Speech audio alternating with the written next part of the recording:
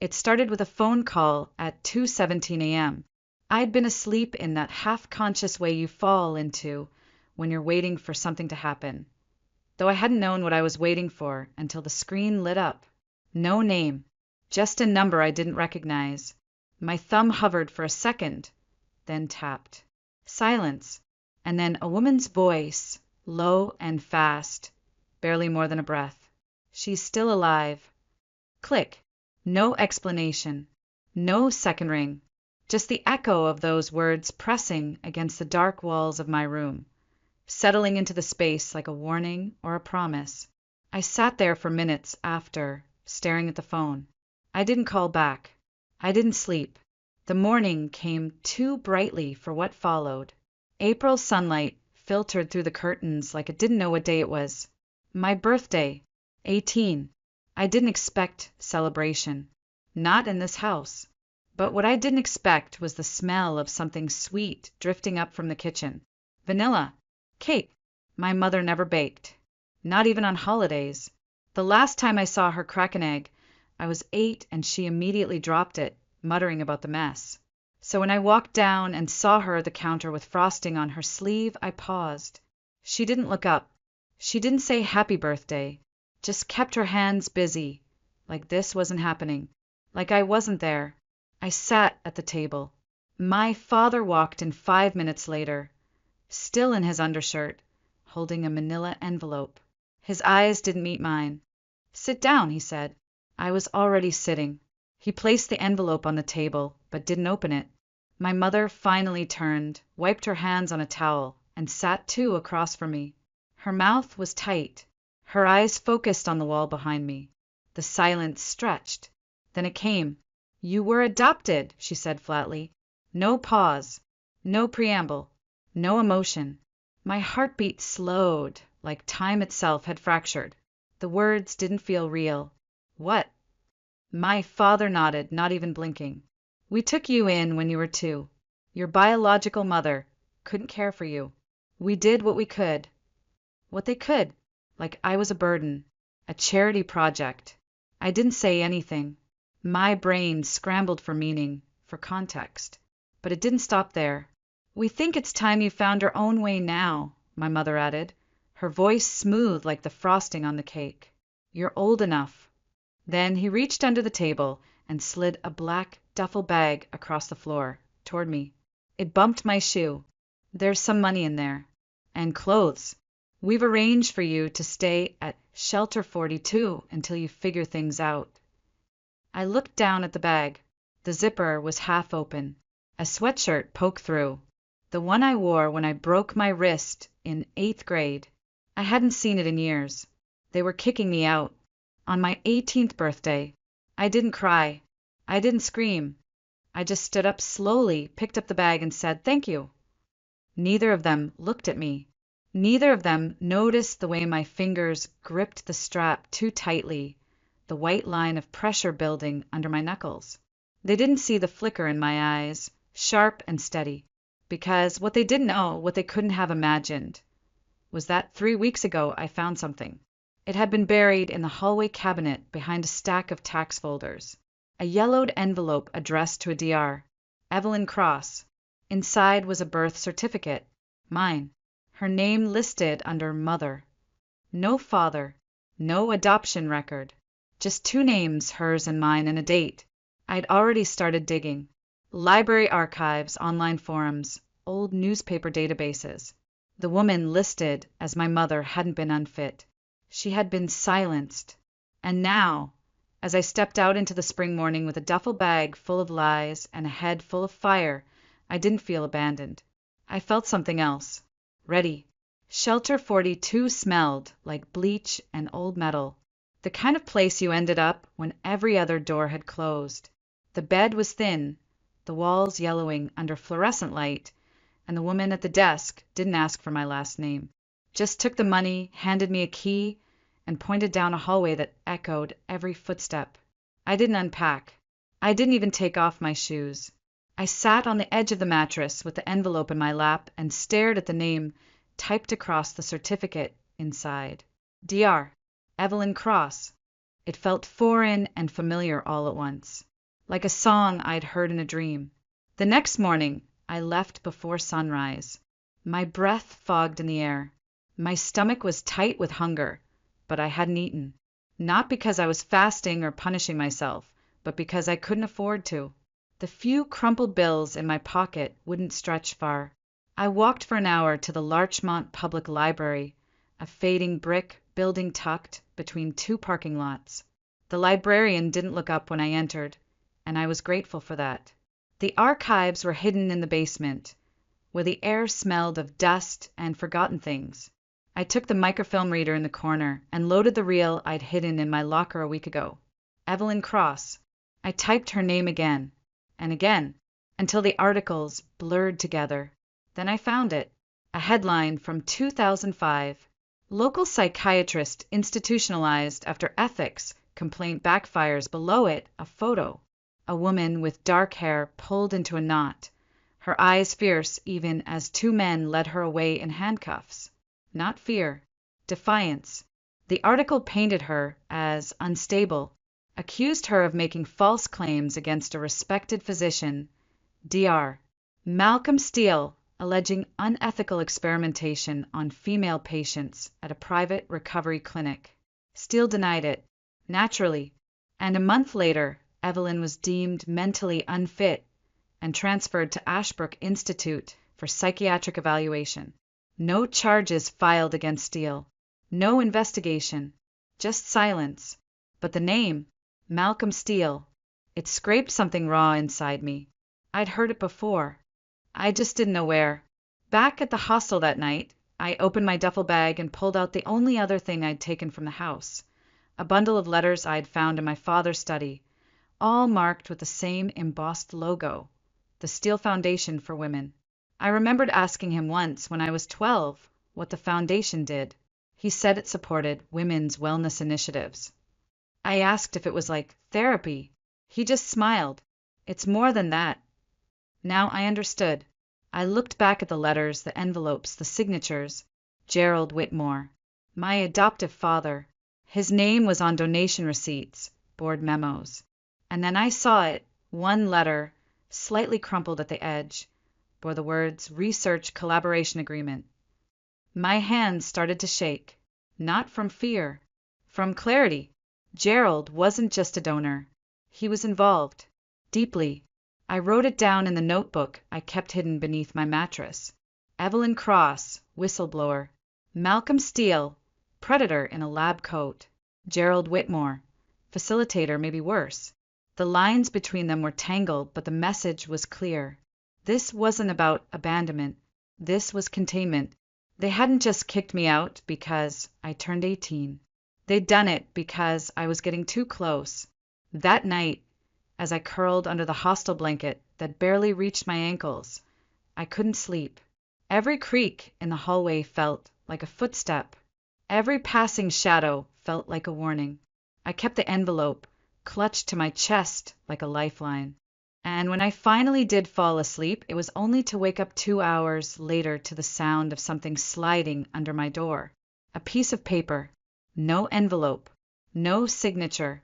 Just one sentence typed in all caps. Stop digging, or you'll end up like Maya. The note stayed in my pocket for 3 days before I could even look at it without my chest tightening. Maya. Just a name.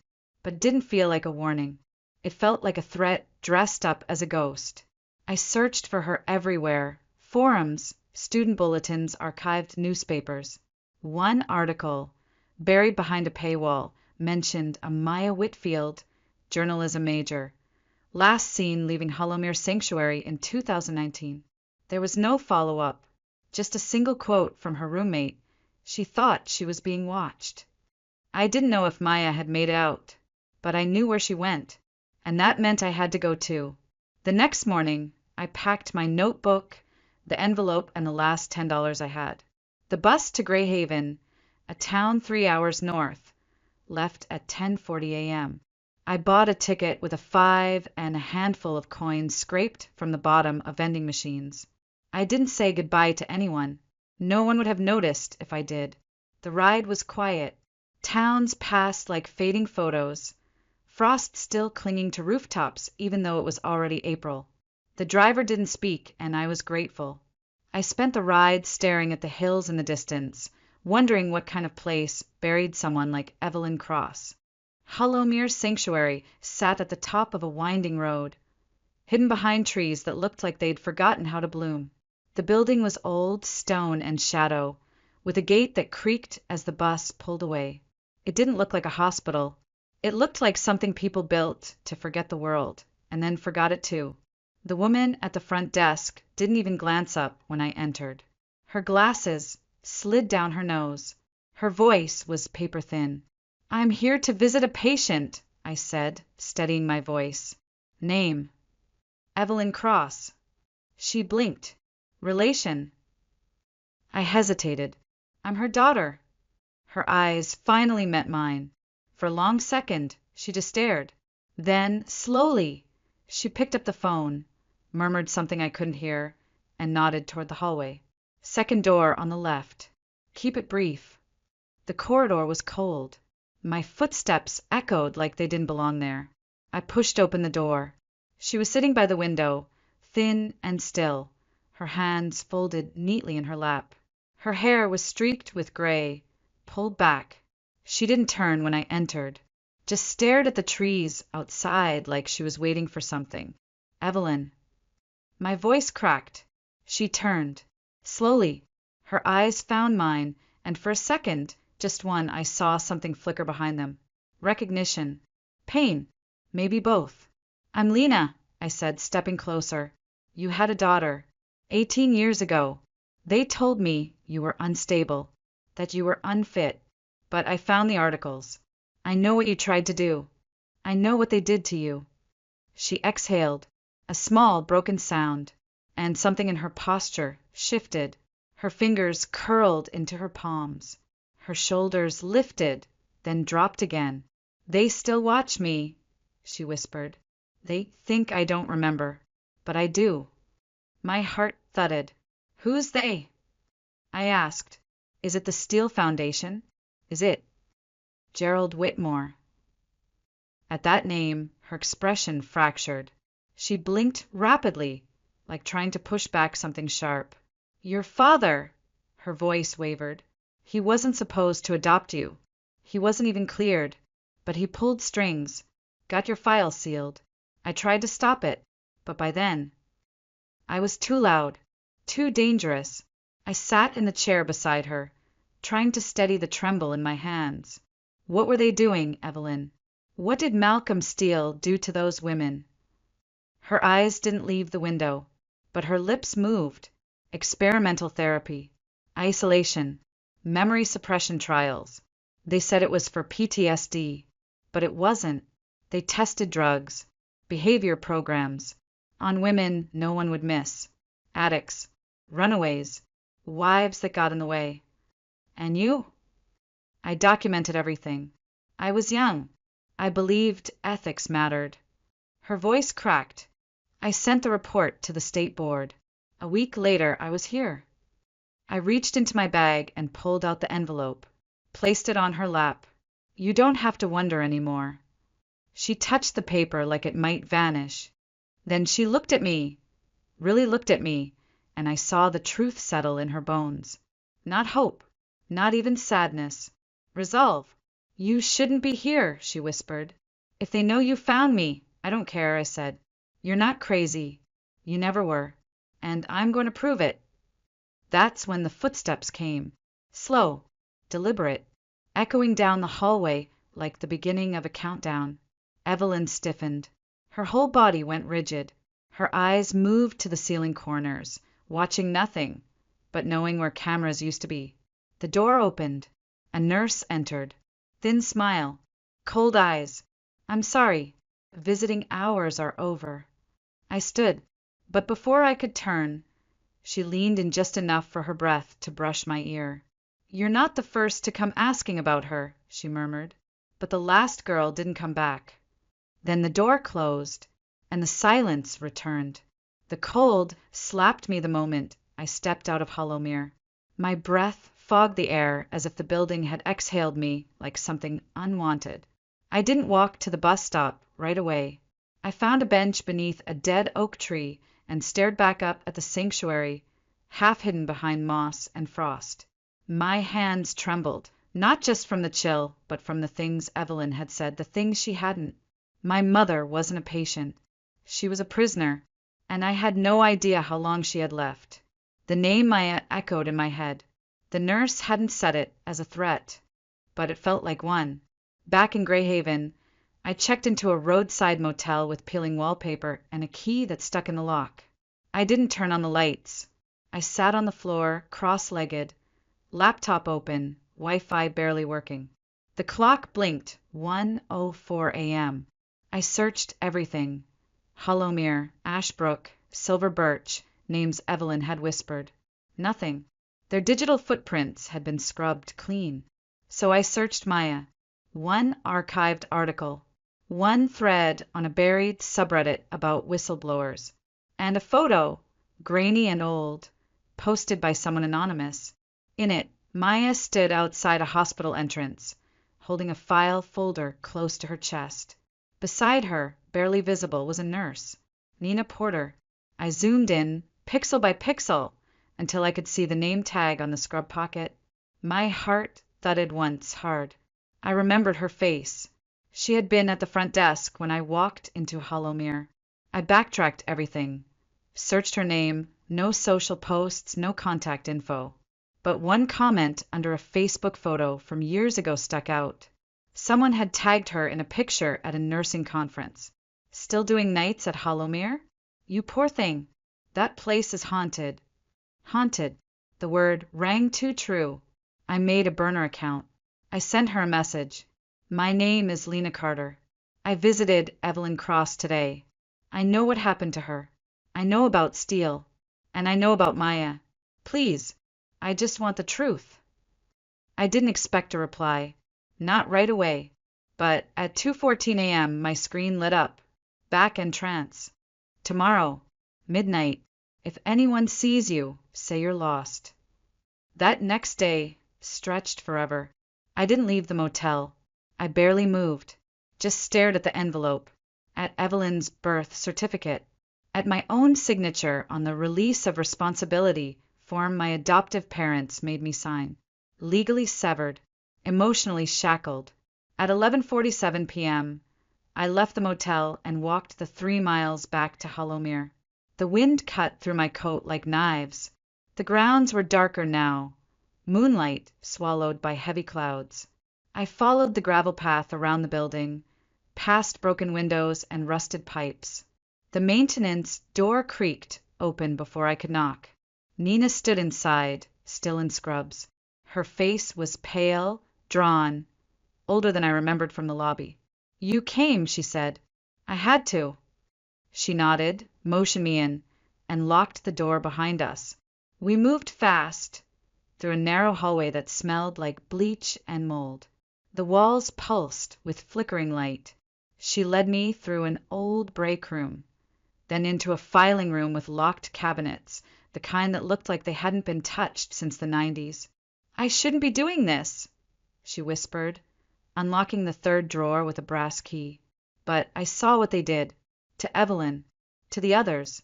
And when Maya showed up, I thought maybe someone would finally listen. She pulled out a manila folder and handed it to me. Maya Whitfield, she said softly. She was smart. Asked questions no one else dared to. She had documents. Court filings. Medical logs. She came back a second time. Then her dorm was broken into. Laptop wiped. She told her roommate she felt followed. 2 days later, gone. My throat tightened. You don't think she ran? No, Nina said. She was scared, but she wasn't a coward. I opened the folder. Inside were copies of Evelyn's treatment notes. Pages and pages stamped in red, paranoid. Unfit, delusional. But the notes didn't sound like madness. They sounded like someone who was documenting facts. Then a final page, handwritten, dated the day before her arrest. Unauthorized drug trials. Memory alteration through chemical suppression. Administered under directive of DR.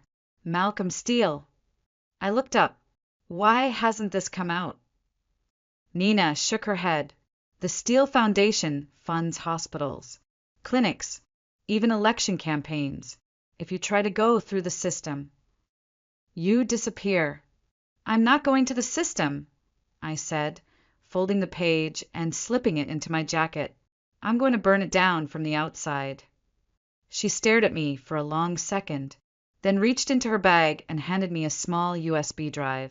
Internal memos, scan logs, copies of Evelyn's original report. If you're serious, you'll need this. I am. Then don't come back here. I stepped out into the night, the door closing behind me like the final note of a symphony only I had heard. I wasn't just a girl looking for answers anymore. I was the threat they never saw coming. I didn't go back to the motel. I couldn't risk it. I didn't go anywhere with my name on it. Instead, I found a booth in a 24-hour diner 2 towns away and ordered a coffee I couldn't afford. The cup sat untouched, steam curling like smoke from a fuse. In my palm, the USB felt heavier than it should, like it was humming with the weight of every woman they tried to erase. I had no laptop, just my phone. I couldn't risk plugging the drive into anything traceable.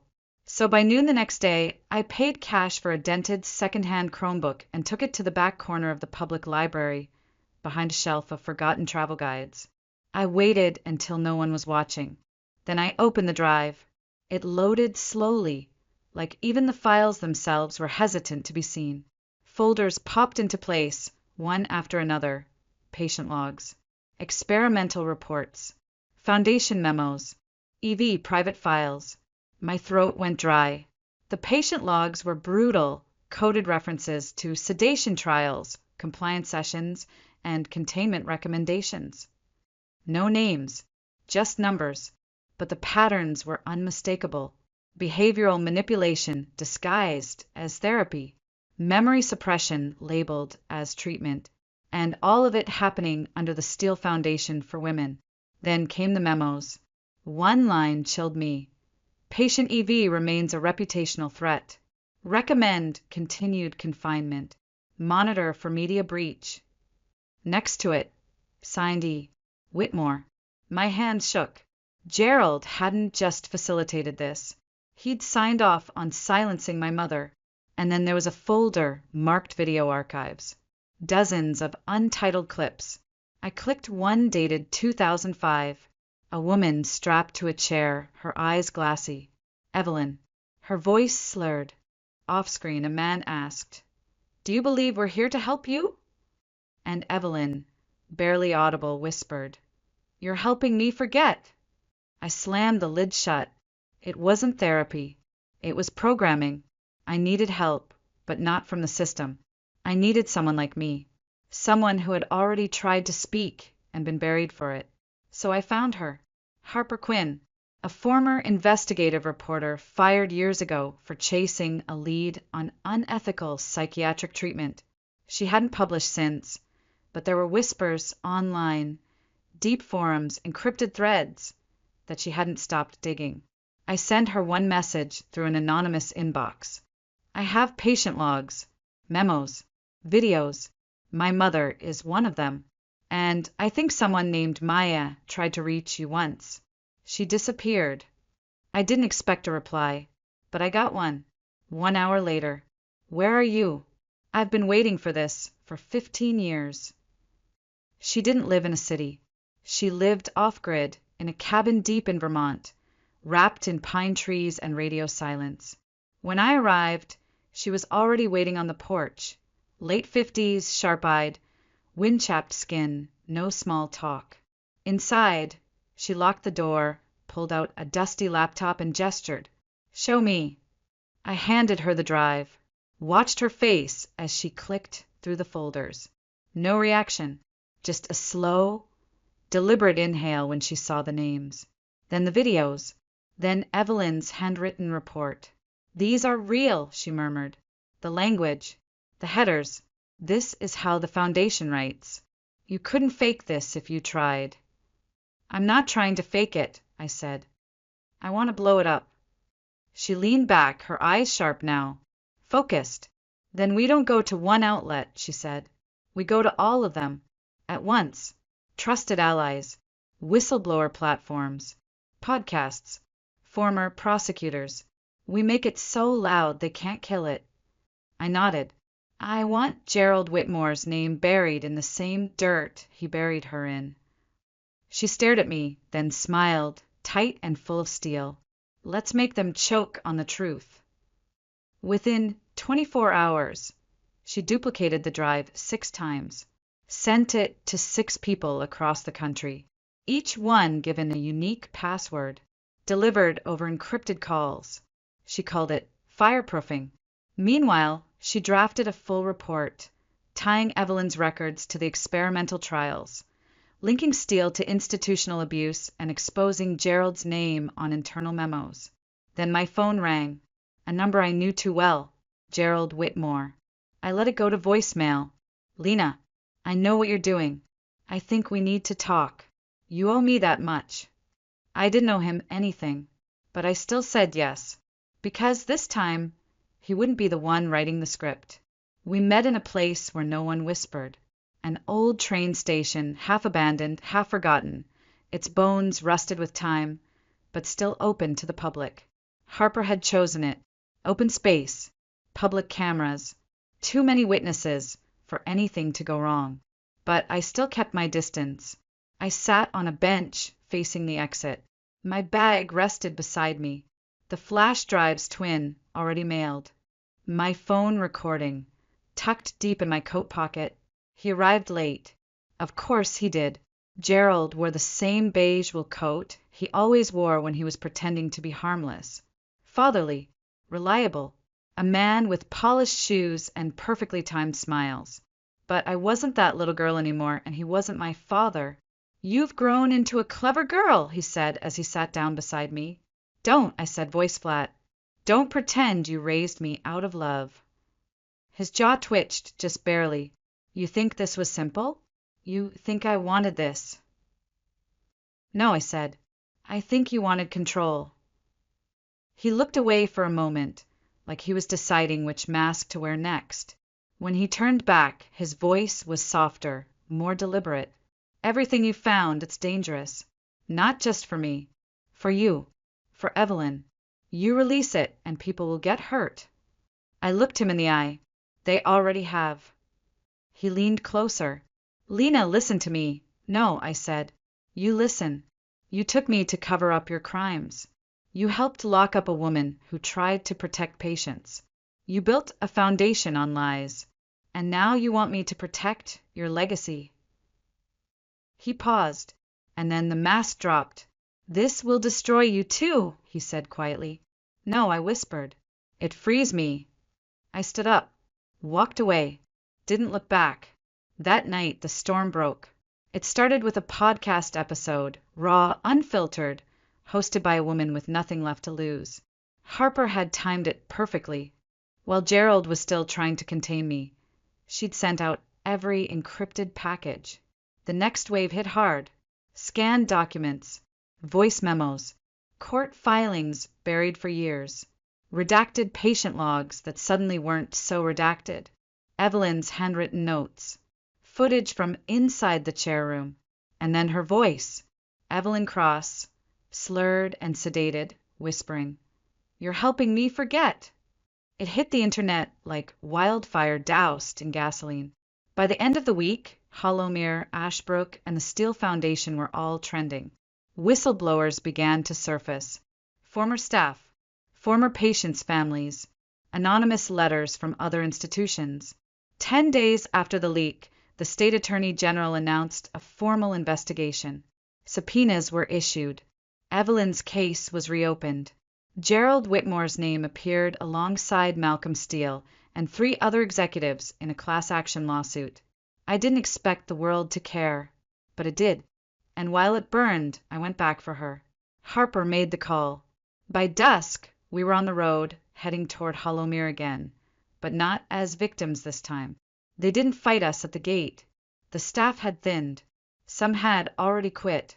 The ones who stayed barely made eye contact. Nurse Nina met us at the back entrance. "She's been sedated, but still lucid," she said, handing me a clipboard. "If you're going to do this, do it now." I nodded.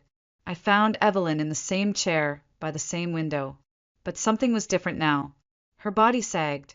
Her eyes were dull. But when she heard my footsteps, she stirred. "Mom!" I whispered, kneeling down. Her fingers twitched. She turned slowly. "You found me," she said, voice brittle. "I always would." She smiled, just enough to crack the corner of her mouth. We walked out together. No alarms. No men in white coats. Just dusk light, cold wind, and a silence that didn't feel heavy anymore. The next weeks were a blur. Legal protection, medical care, trauma therapy, Evelyn's reintroduction into a world that had tried to erase her. The trial was delayed but not dismissed. Gerald never called again. He was indicted 3 months later. But even that wasn't the end. 6 months after the leak, a woman walked into a community clinic in a small town in Oregon. She used a fake name. Her eyes were tired, her posture guarded. But the nurse on duty recognized her from a podcast episode that had gone viral weeks earlier. She didn't say anything, just handed her a folded newspaper clipping. The headline read, "Whistleblower resurfaces. Evelyn Cross found alive after 18 years." The woman froze, then whispered she made it. That night I got a message. "It's her," Harper said. "Maya Whitfield. Alive." I flew out the next morning. The town was quiet, almost painfully normal. Maya met me in the back corner of a diner that smelled like burnt toast and strong coffee. She wore a baseball cap, no makeup, sleeves pulled over her hands. But her eyes were the same as in that old grainy photo, sharp and searching. We didn't hug. We didn't cry. We just sat there for a while. Two women who should have been erased but weren't. "They tried to make me disappear," she said. "I let them. I thought, if I stayed dead, maybe they'd stop hurting the others." "They didn't," I said. "But you were the first. You made it possible for me to find her." She looked down at her coffee, then back at me. "So, what now?" It was a question that hung heavier than it should. What happens after revenge? After the fire? After the empire crumbles and you're left standing in the ash? I didn't have a clean answer, but I had an idea. "We build something better," I said. "No more secrets. No more silencing. We start with truth and we go from there." And we did. Together, Maya and I launched an independent platform, a space for survivors, whistleblowers, the forgotten voices left behind in locked rooms and sealed files. We called it the Cross Line, named not just for Evelyn, but for every line they crossed to keep people like her quiet. Evelyn was slow to adjust at first. The world had changed. Her hand still shook sometimes when she heard a door click shut, but she smiled more now. She even started writing again.